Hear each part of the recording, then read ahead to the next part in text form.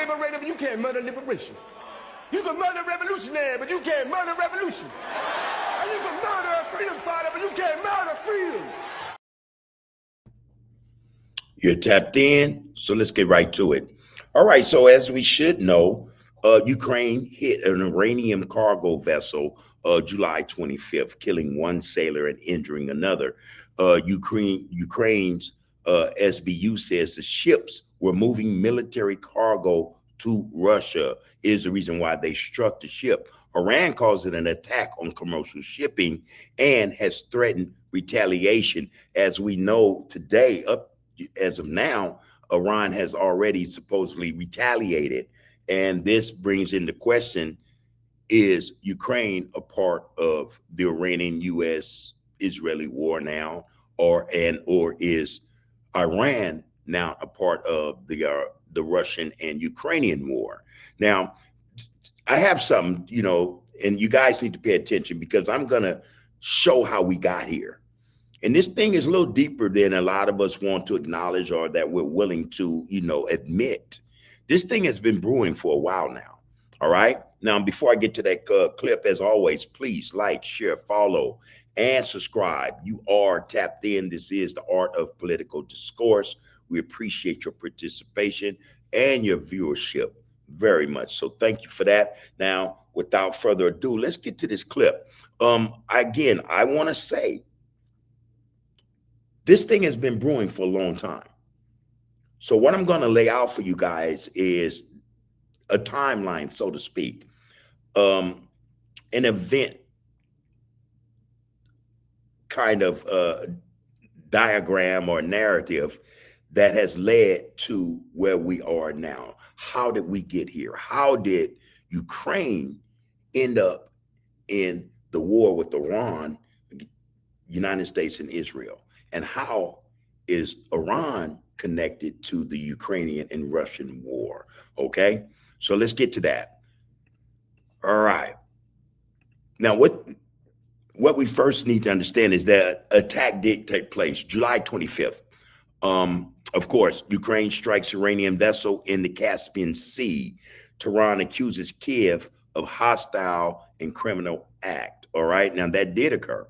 All right. Ukraine did hit an Iranian cargo vessel and, on July 25th, killing one sailor. Ukraine's SBU did say that the ships were moving military cargo to Russia. All right. Now, Iran calls this attack again a threat, or they called the attack on the commercial shipping unlawful, criminal even, and has threatened retaliation. And again, I think that probably has already taken place. Now, here's the thing. Didn't anyone see that coming? Didn't anyone see that coming? See, now, for Ukraine's part, you have to look at it like this. They were eventually going to be drawn into this conflict with Iran. And I'll tell you why. Because Iran has been sending Shahed drones to Russia for a very long time, at least since 2022. These drones, in turn, that Russia receives are used to strike targets in Ukraine. Not just infrastructure, military, and things like that, but also civilian targets. So Iran was already actually kind of, in this thing, this war. They were supplying these drones, the Shahed drone, very capable drone, very destructive drone. And as a result of these drones being sent to Russia, Russia using the drones against Ukraine, Ukraine has had to find ways to defend against these drones. And they end up coming up with this drone, an interceptor drone is what they call it. Very, very useful drone. They say it actually is a good defensive drone for the Shahed drones. Very good and good. So good, in fact, that this is funny, you guys, in terms of how these things work. These are the politics, at work right here. MBS, Mohammed bin Salman, as well as the U.S., have asked Kiev or Ukraine to produce these drones for them in order to combat, the Shahed drone. These interceptor drones are very effective. And so Saudi Arabia said, hey, we like some of those drones. So back in March 2026, Zelensky personally went over to Saudi Arabia and he sat with MBS. All right. That's what he did do.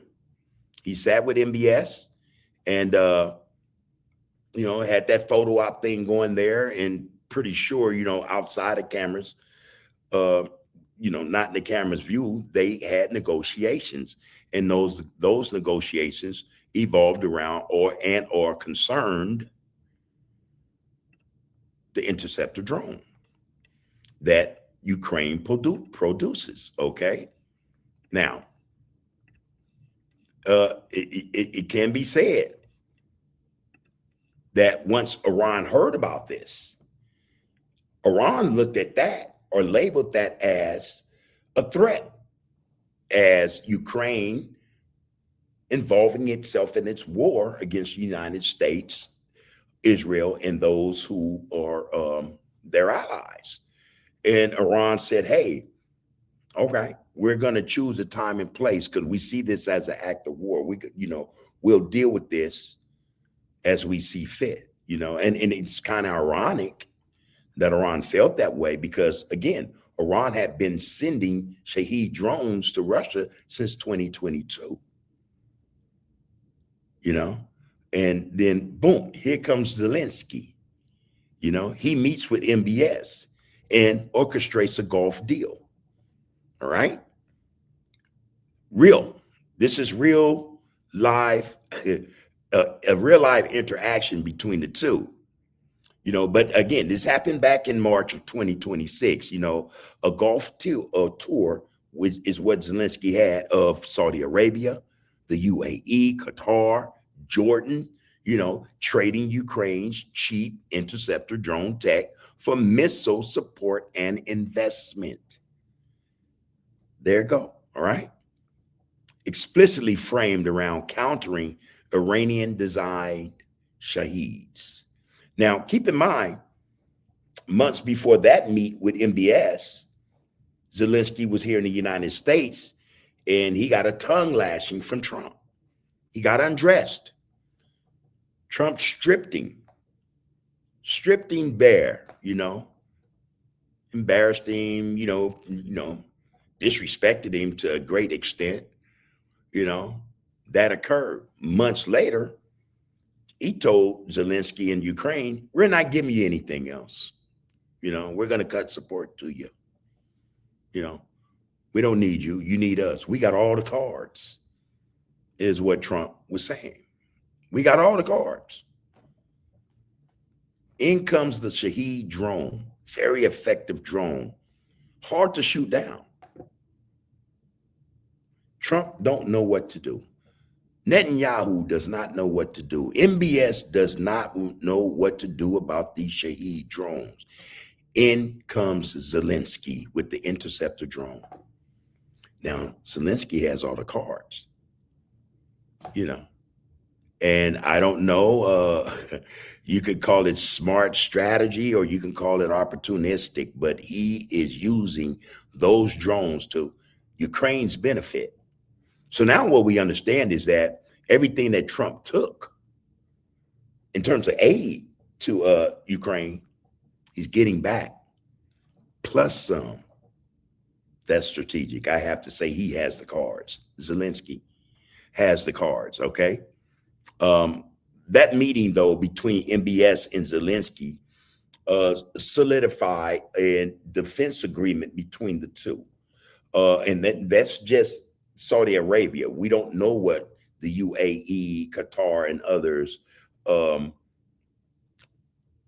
developed or came to an agreement, in or with Zelensky and his interceptor drones. We don't know that just yet, but we do know that MBS and Zelensky have a workable defense contract and or agreement for those interceptor drones. Now, again, Zelensky, what does he want from the Saudi Arabia MBS? Investments, certain help and support, also missiles. He wants stuff. And he seemed to have been, granted stuff, just as simple as that. But the Zelensky MBF golf deal, it was a real deal. It actually happened. And again, that was back in March 2026. All right. He did the tour of, some of the Middle East, Saudi Arabia, again, UAE, Qatar, Jordan, places like that. And he traded Ukraine's cheap interceptor drone tech for missile support and investment. All right. Go figure. Was that smart strategy or smart? Was that strategic or not? Or was that just an opportunity he took advantage of or just happened to fall into his lap? Who knows? All right. But anyway, so Trump, like I said, he did what he did to Zelensky. He berated him, just talked down to him, undressed him, and then turned around months later and removed aid. Yeah. The guy, he said the guy's a beggar. The guy's a hustler. He got nothing. He got nothing we want. That was Trump's, explanation of the whole situation, and then lo and behold, the Shahed drone comes into play. United States and Israel, they February 28th went to war against Iran and let them tell it, well, in terms of what they told the American people and others, this might take 4 weeks at that. Here we are 151, 52 days into this war with no end in sight. And mind you, the Shahed drones are still flying. The missiles are still flying when we've been told that their capacity or their stockpile was basically used up. More than 90% of the drones were used up. More than 90% of the stored missiles were used up. All missile capabilities have been obliterated. And yet, Iran continues to use the Shahed drone and the missiles that they've had stockpiled for at least, let's say, 2 decades. They've been stockpiling weapons, knowing that this day would come. And it's everything is occurring and happening except what Trump and Netanyahu said would occur and or happen. Is Israel and the United States are reeling in the fact that Iran is still standing. Yeah, U.S. has the military power, the might. It hasn't helped them any. They haven't accomplished much of anything. And in fact, they're more scared and more wary of Iran than they've ever been. So much so, in fact, that they dare not put one boot on the ground. So you haven't probably bit off more than he can chew. And the coldest part about this whole incident or this war is that Trump has had many occasions to where he could have chosen any off ramp and separated himself from that conflict that Israel wanted to happen and has been wanting to happen for decades. American people are saying, hey, man, let them handle it. But, whatever's happening is happening, and Trump is having it his way. All right.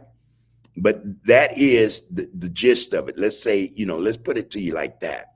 But anyway, Zelensky's Middle East gamble, we're going to see whether or not it pays off.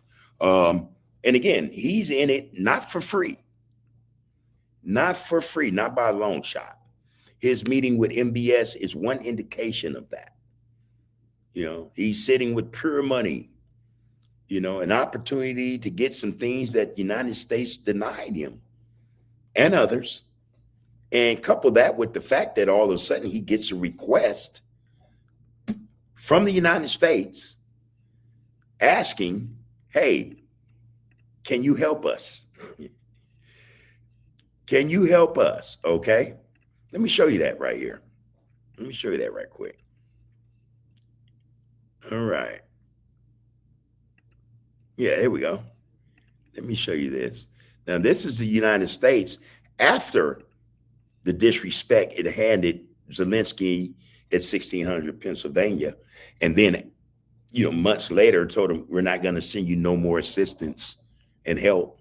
You've gotten already, $300 billion from us. You're not getting another thing. You're a hustler. You're a beggar, So Zelensky posted this. He said, we received a request from the United States for specific support and protection against shaheeds in the Middle East region. I gave instructions to provide the necessary means and ensure the presence of Ukrainian specialists who can guarantee the required security. Ukraine helps partners who help ensure our security and protect the lives of our people. Glory to Ukraine. So that being said, this is not for free. Everything that Trump denied him and played games with him with, Zelensky is getting in spades. In spades. He's getting that, every bit of it. All right? Every bit of it. Now, and again, this all started from somewhere. All right? This just didn't happen just out of nowhere. We have to go back and we have to take into account that Zelensky and Ukraine were actually drug into this conflict. And you had to have seen it coming because of what Iran was doing. All right? Iran, again, was supplying Russia with Shaheed drones. Ukraine understood this, knew this, and at some point they made a decision that they would have to act on it. Hence, the attack in the Caspian Sea. All right? But again, before that attack happened, things had already begun to come into play. Things had begun to work themselves out. It was unraveling, Things were going to spill out at some point or another. This is the result of that. All right. Again, Iran sends Russia Shaheed drones that are very devastating. Ukraine eventually figures out how to combat those Shaheed drones with interceptor drones. Again, they work fairly well. But the Shaheed drones, they just keep coming. All right. And this is the end result. Okay. So again, Iran was already involved in that war, Russia against Ukraine. And so Ukraine being drawn into this situation, but through no fault of their own, they're at war with Russia. They aren't at war with anyone else. But the crazy thing is most countries do this. They send assistance to people who are their allies, and those who are at war with that ally, they don't necessarily turn around and attack the supplier of arms. They don't.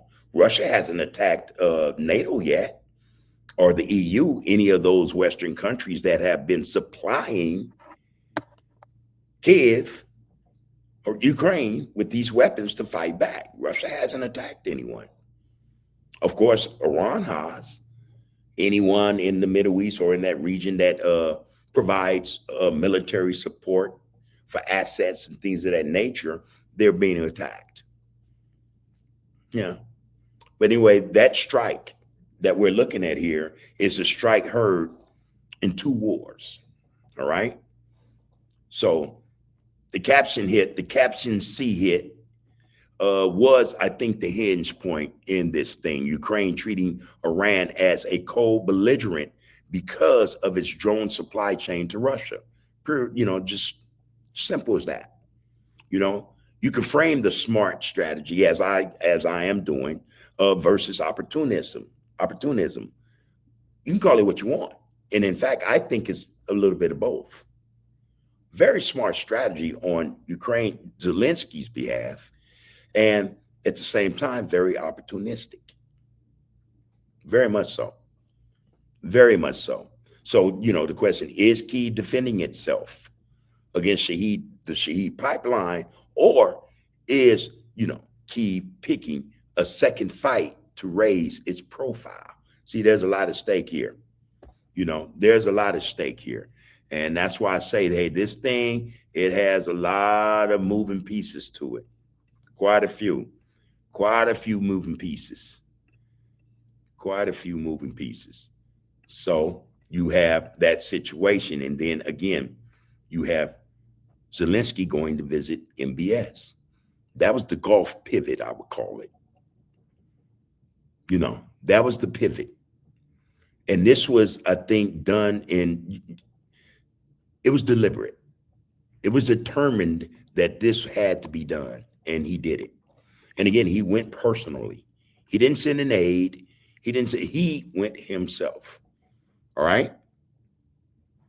So the MBS meeting, the interceptor for investment deal or pitch, if you will, you know, the $10,000 interceptor versus the 130,000 Shaheed, you know, that's the math, you know, that's the equation. And Zelensky presented that to MBS. Not only that, but the United States heard about it, you know, let me say, oh shit, can we get in on that as well? You know? So to me, this is Zelensky positioning himself, you know what I mean? Or Ukraine as the world's counter drone expert. You know, they're making a place for themselves in the world in terms of counter drone production. You know what I mean?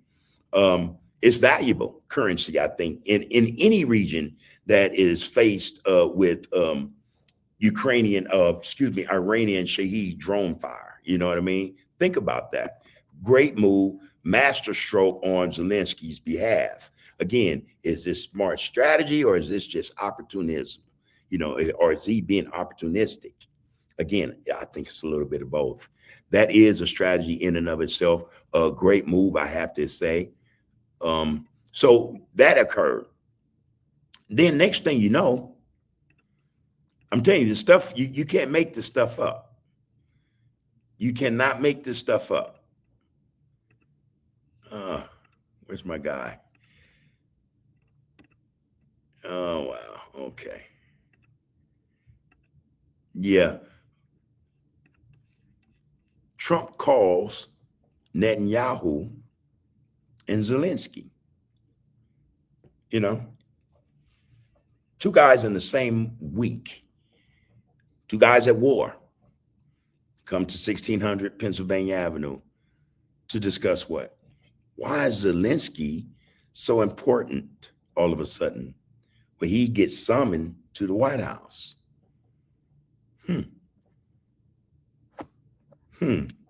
So Washington, together and apart, he brings in Netanyahu and Zelensky. That was July 28th, okay? That was July 28th at the White House. Zelensky and Netanyahu each getting separate FaceTime with Trump, okay? The Graham funeral also was in the backdrop. I think it took place that day. You know, I'm not quite sure, but I know it was within that span of time that Netanyahu and Zelensky was there. The Patriot license ask, all right? The Russia to Iran satellite intel claim. In other words, Zelensky said, hey, Russia is providing satellite positioning to Iran. This is how you guys are getting hit in the Middle East.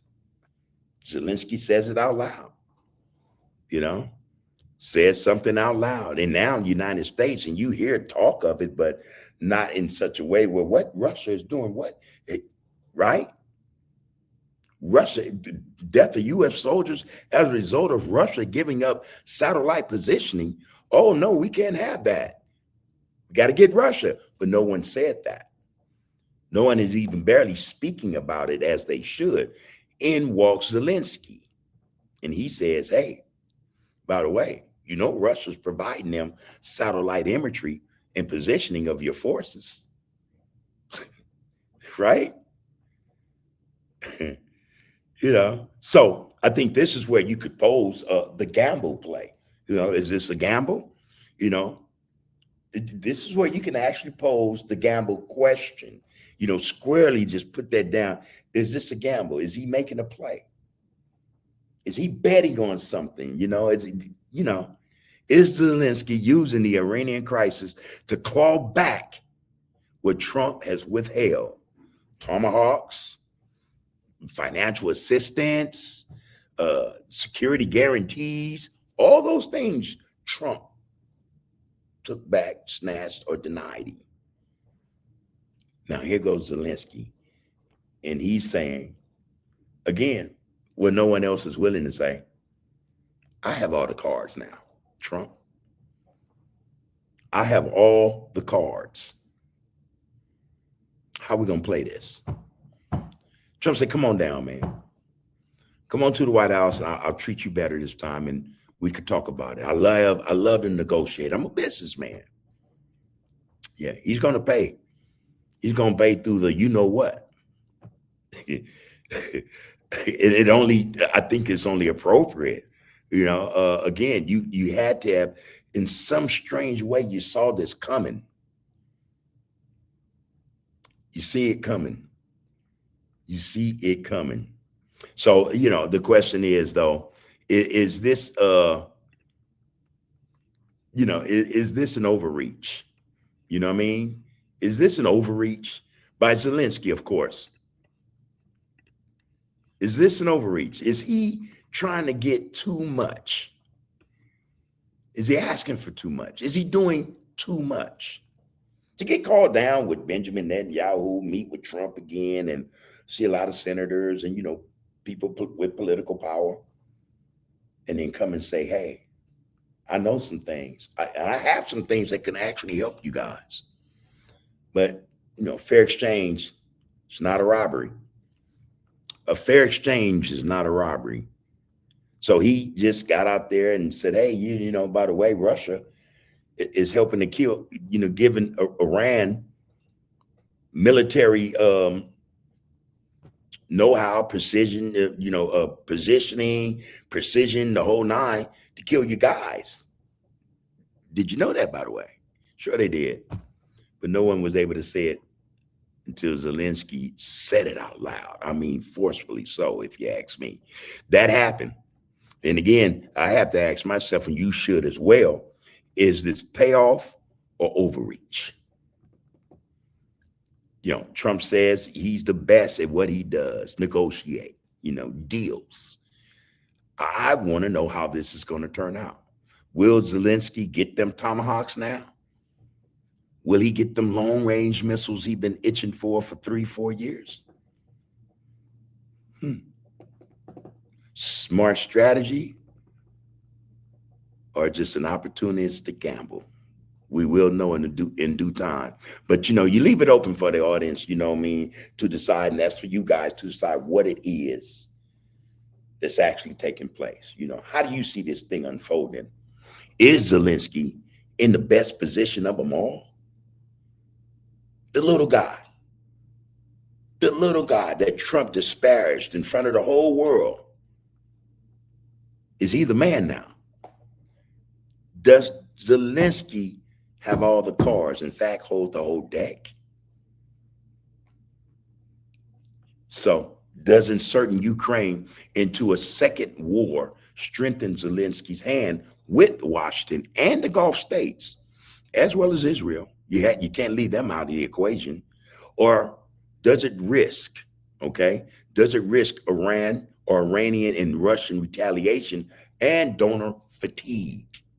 So you got to keep in mind that actually the United States was the only one holding out against Zelensky, was not actually helping him at all. Then you had European nations, the EU, NATO, were helping him as best they could without upsetting the citizens who think that those finances, those dollars, that assistance, all that support should stay within the country and help the people to do better. You know, you have to ask these things, you know. Will fatigue play a role in this? We already know that the United States citizen, the American, has had enough of all this shenanigans. You know, we see these shenanigans played out every day. And yeah, rightfully so, we've had enough. And in fact, you could probably throw in that ring the rest of the world, you know, people of the world. They've had enough of this nonsense, you know. But hey, you have to look at it like this. There are sides being chosen in one way or another. You have what you call the Russian and Iranian axis. You have the United States and Israel. And by the way, Israel runs that show. A lot of Americans upset even being involved in this thing. It has nothing to do with us. It does not actually threaten national security in no form or fashion, especially after 2025 June. You guys said that you had demolished any possibility of Iran building a nuclear weapon. You come back February 2026, bomb it again, and said it's completely obliterated. So why are you still there? Because Israel will not allow you to exit because the job is not completed as far as Israel is concerned. As long as Iran is still standing, Israel needs you to lose lives, spend money on a war that they can't win by themselves. They need you guys to do it, so that's what that is. And again, when you talk about axes, you have Russia and Iran, you have the United States and Israel. Now is Ukraine a part of this axis with the United States and Israel? And then I just left out, and not intentionally, but well, on purpose, I did, China. China is a major player. Don't think that they aren't. They're part of that axis of Russia and Iran and others who will soon come into play, because now you have Ukraine involved in a war that could very well be the catalyst to World War III. Think about that. Think about the implications of Ukraine's involvement in this war with Iran. It's something to think about, So we have these axes, United States, the UK, France, intelligence service, all describing Russia, Iran, North Korea cooperation. They left out China, but China's in there. The only reason they're not pointing a finger and messing with China right now because China is involved in too much. They can hurt a lot of economies if they choose to. And not only that, but China in its own right is a superpower. So that's kind of like right now, hands off. They dance around lightly China or the China issue, the China equation, Yeah. So you guys be ready for episode 3, because I think I'm going to go into that. We're going to talk about these axes, these allies and, these groups that are forming together that are rearing up for war. They're preparing. And the only people who are going to suffer are the people and not these politicians who have nothing on their mind but greed and neo-colonialism, things of that nature, occupation, None of them suffer. None of them lose a dime, a life. Their children don't go in the military service. They are not on the front lines, So they have nothing to lose. They have nothing to lose. I'm going to bring in episode 3. As a matter of fact, I will, and we'll talk about the alignment of all these axes that exist. All right. You guys, in the meantime, in between time, tell me something. Do you think this will pay off, Zelensky? Will he get everything he wants? Is that something in the cards for him? Or would Donald Trump be able to swindle and, be the scoundrel he is and play him again? Out of whatever it is Donald Trump sees fit. Will Ukraine's involvement in the Iranian war escalate the situation? Is it possible now that this thing could very well spiral out of control? Let us know what you think about this. Put your thoughts in the comments. Come on in and let us have this discussion, because it's best to try to get it out now. We might be able to beat them at the path, or beat them before they get to that. We say enough. If we say this enough and loud enough, we might be able to stop something.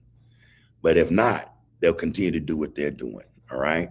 Episode 3 will involve China. We'll talk about North Korea as well. We'll talk about the UK, the EU, and others. They are all gearing up for war. All right. Let us know what you think about this. This is The Art of Political Discourse. Please like, share, follow, comment, and subscribe to this channel that you are tapped into. Until next time, take care of yourselves and each other, people. You can murder a liberator, but you can't murder liberation. You can murder a revolutionary, but you can't murder revolution. And you can murder a